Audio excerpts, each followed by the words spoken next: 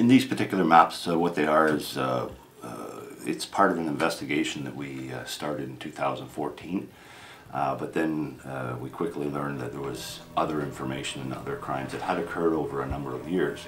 So what we do with them is we put them into an analytical, we get an analyst that will actually put all the information together so we can kind of look at it and see if there is any similarities or if the previous crimes would overlap with the current investigation that we are doing. In this particular case, we have a map which lists a number of fires that occurred in the Winchester Springs area, Morewood area. Then you look at there's a number of homicides that have occurred over the years. They're kind of telling because they all seem to be in a very tight area. Some of them are witnesses or people that have spoken to the police and then ended up having a fire on their property. So do you think they might be connected, that the people who would be offering information about the homicides could have...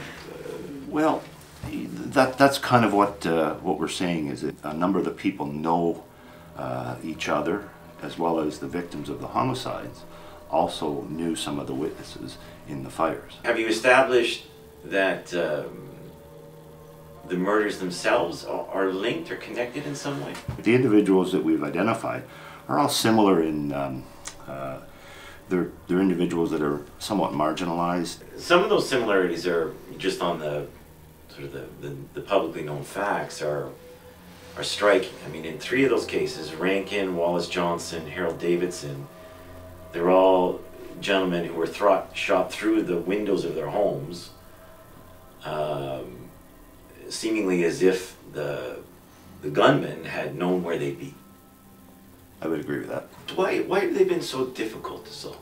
When we started reviewing it in 2014, because of technology and different advances in criminal work, such as DNA and things like that, we went back and we took a look to see if there was any evidence that perhaps at that particular time they didn't have the technology to review it. So that's what we caused to happen, is to do a review and submit pieces of evidence to the Center for Forensic Science, for example.